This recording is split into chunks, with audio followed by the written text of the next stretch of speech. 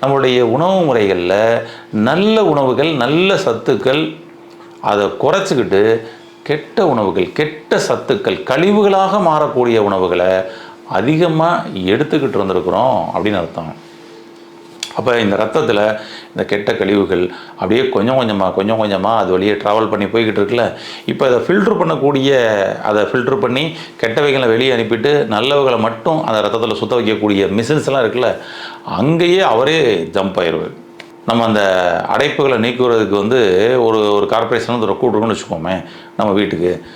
அடைப்புகளை நீக்கிறாரு திரும்ப வருது, எப்படி இருக்கும்? அவர் பயங்கரமாக டென்ஷன் ஆயிடுவார் இல்லையா?